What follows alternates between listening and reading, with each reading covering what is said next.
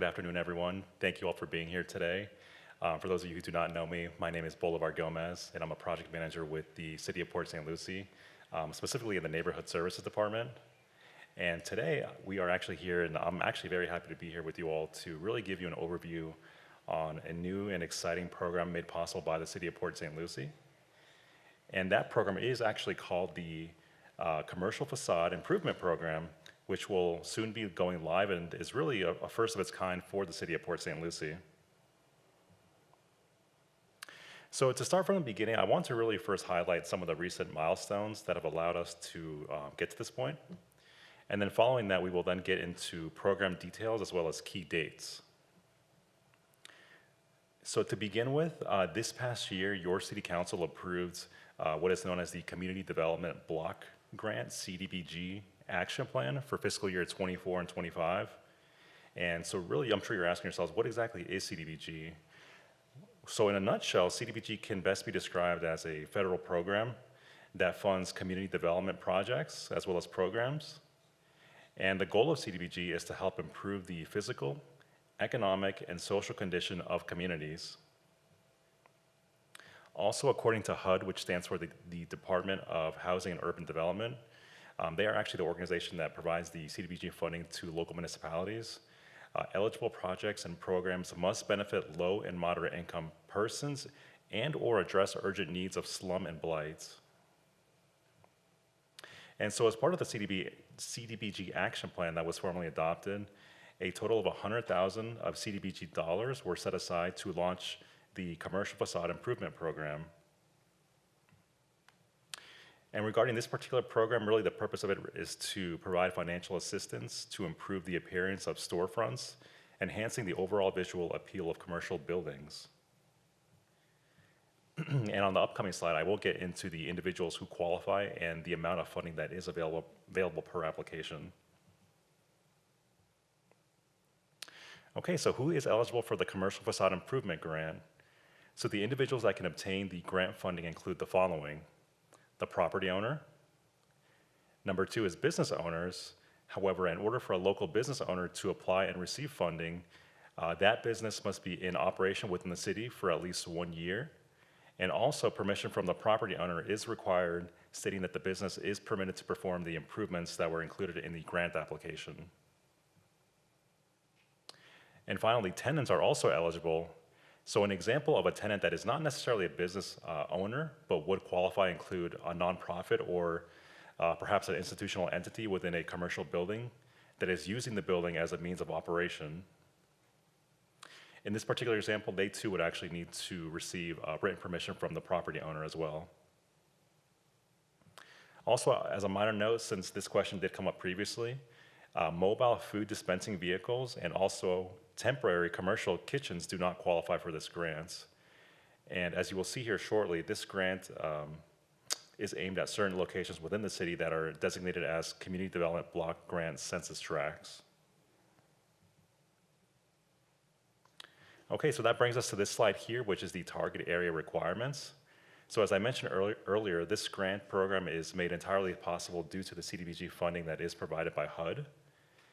And as a result of this, funding is available specifically for buildings that are within a CDBG census block tract. So here on your screen in red are the latest CDBG census block tracts that have been released to the public. And for those of you who might be wondering, well, how is a CDBG census tract determined?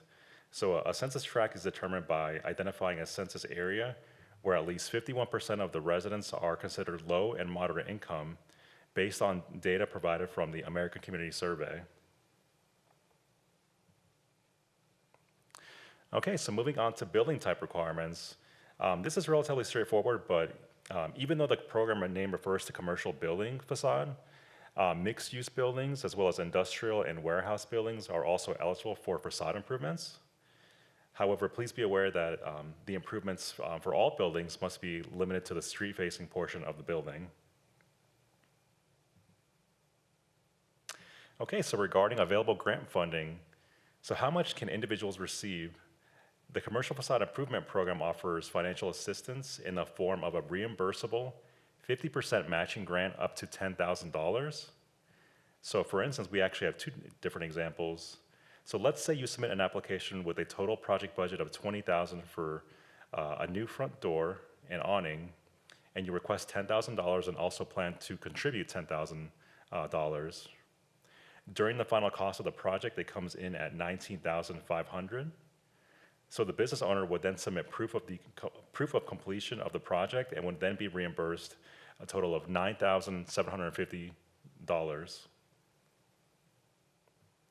Okay, so another example. So let's say you submit an application and the project budget is $10,000 for new gutters, window, and sign. The application is approved for a grant of $5,000, and you as the business owner plan to also contribute $5,000. During the final cost of the project, it comes in at $12,500. So the business owner would submit proof of completion of the project and would then be reimbursed $5,000, since that was what was approved in the project application. All right, so on this slide here, you can see the different types of projects that are both eligible and ineligible. I won't go through all of them, but just some examples of the eligible projects include exterior painting, attached exterior lighting, repairs or replacements of doors and windows, and decorative and permanent landscaping installation and removal of dry plants. Some examples of ineligible work include the following: if the improvement is happening within a residential property, if the improvement is for interior modification, features designed to be installed temporarily, such as seasonal landscaping, and finally, improvements made prior to the official grant award are all ineligible. Also, please note that this is not the complete list of eligible and ineligible projects. To see the full list of projects, we definitely encourage you all to visit the city website, specifically the one that you see here on your screen, which is www.cityofpsl.com/business/resources. And you will see this link here at the end of the presentation as well.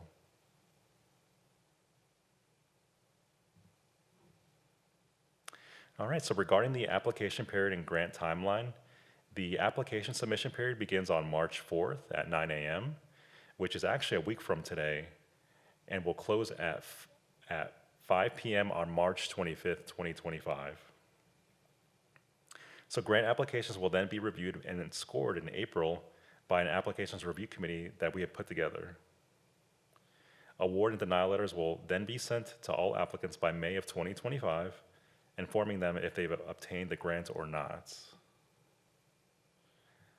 All improvements must be completed and reimbursement requests must be submitted to the city by September 1st of 2025.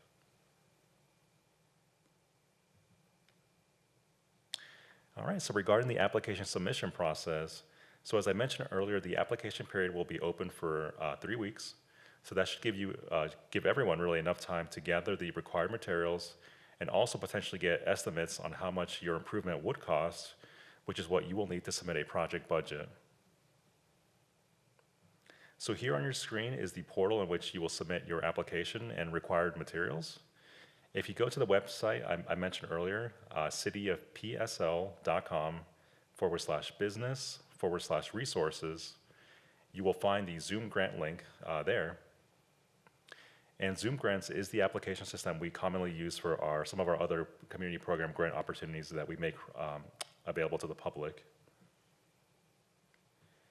And then once you are in Zoom Grants, you will create and enter in your login information to submit your application. And again, right at 5 p.m. on March 25th, the Zoom Grant link will no longer be active. So I suggest to definitely create an account early as possible and begin collecting the required materials so you can meet the deadline.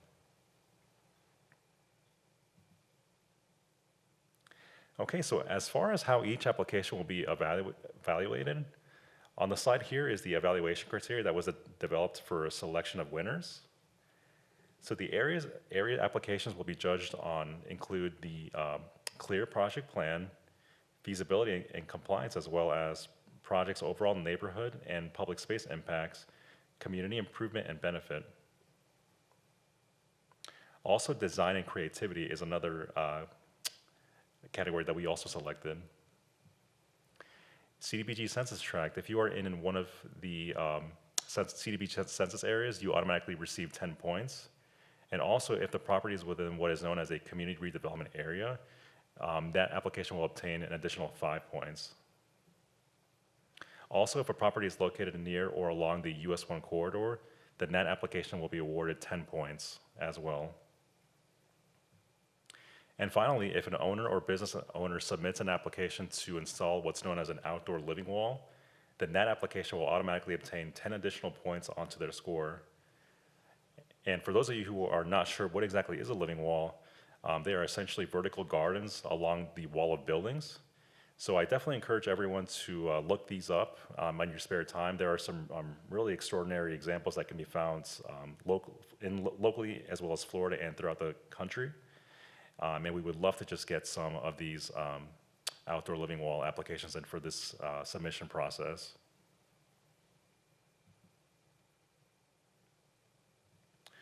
Okay, so regarding disbursement of funding, so once an applicant has been approved for funding and has submitted all application requirements, the property or business owner may proceed by obtaining building permits through the City of Port St. Lucie and begin the work. Upon full completion of the improvements, property owners should submit copies of all receipts for the approved improvements listed on the initial application and award letter to the City of Port St. Lucie Neighborhood Services Department. Itemized receipts must clearly demonstrate that the contractor and/or supplier have been fully paid by the applicant. And Port St. Lucie building permits and completed inspection reports obtained for improvements must also be submitted as well. And then following the submission of all required materials, one reimbursement check will be provided to the awardee.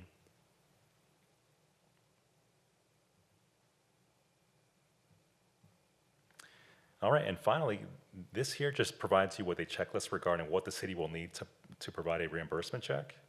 And that includes copies of all paid invoices and receipts for the improvement listed on the application, copies of City of Port St. Lucie building permits and completed inspection reports obtained for improvements when submitting receipts, project after photos, Davis-Bacon documentation if applicable, and a copy of your W-9 as well. And with that, that completes this information session presentation. I do want to just emphasize that if anyone ever has any questions to our office, you can certainly call the telephone number that you see there on your screen, which is 772-344-4084, or you can email us at cdbg@cityofpsl.com for any questions or comments that you may have, and we will certainly get back to you as soon as possible. And once again, as far as like that application where it can be found, on March 4th, it will go live. You can go to www.cityofpsl.com/business/resources. And with that, I thank you all again for being here, and I will go ahead and open it up for any questions. Sir, do you have a question? Well, yeah, I own some commercial buildings on Village Green Drive. Okay. And if I apply for it, are my tenants able to apply for it as well? Yes, they can certainly apply for it as well. If it's for the exact same project, No, is that, no, no, okay. exactly. If I have projects, say landscaping on my commercial property, but then one of my tenants wanted to do a storefront improvement, even though it's the same parcel and everything, can you have more than one grant? Yeah, I would say yes for sure, since they would be separate applications. So in that scenario, then yes, they would be able to apply as well as yourself as a property owner would be able to apply. Okay, and then, Maybe just repeat the question again in the Oh, yes. recording. Yeah, so it's a great question. The resident asked if he, as a property owner, could submit an application for improvements on his property, as well as can tenants submit an application for that property too? And the answer is yes. He can submit an application for improvements for whatever, of course, and then they can submit an application for something different on that property. and then another question is, can I get multiple grants because I own multiple properties on a particular road, or is it just by the person? How does that work? Like by the parcel, by the company? How would that? Yeah, so like as far as you individually getting additional, like multiple grants. Yeah, if I wanted to do improvements on each of, say, 6 of my properties, am I? Yeah, you can repeat the question in the microphone again, but there isn't any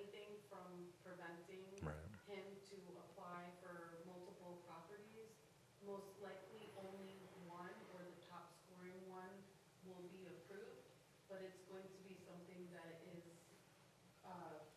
discussed and determined through the scoring criteria in there. It depends on how much funding is available, and if excess funding is available because we didn't get enough applications, then it could be a possibility that the committee approves more than one grant. But if we have a lot of applications, then and yours all score well, you probably will only get one fund. But Yeah, if so- you wanna repeat that. Yeah, definitely another great question. So the question was, can a property owner obtain multiple grants? So the answer for different properties, yeah.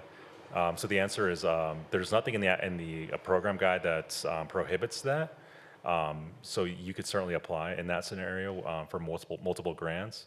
And then it really comes down to the scoring criteria as well as how much money is available and how many applications we receive. So there is a possibility that you could get more than one grant, but it just really depends on limited funding and the demand. Yeah.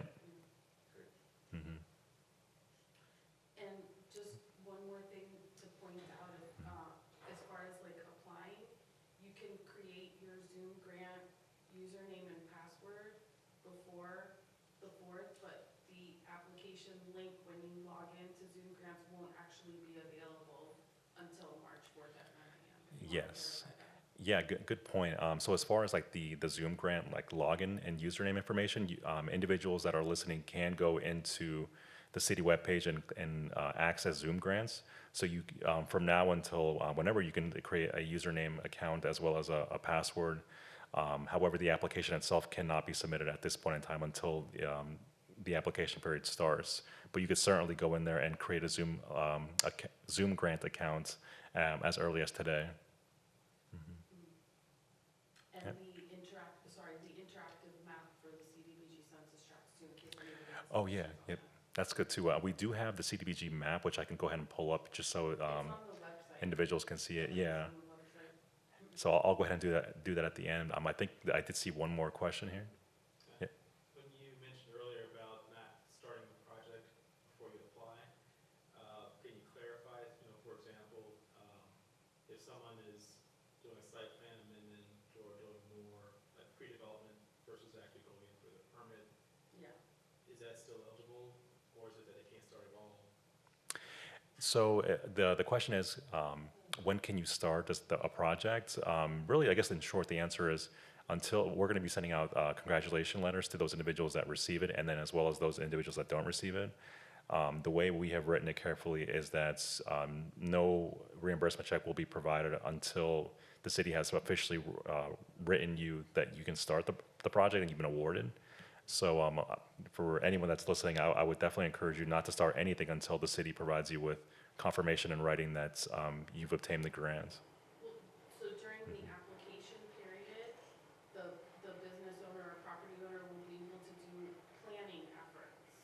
So they'll seek quotes and Yep. they can plan for anything, but actually making payment for anything associated with the project, like paying a permit or whatever, anything that you do prior to being approved won't be able to be reimbursed until. Correct, yeah. But you can still plan Mhm. for it. You could definitely still plan for applying for the grant, and getting potential quotes. But yeah, the city will not officially reimburse anything until we provide you with a grant awardee letter.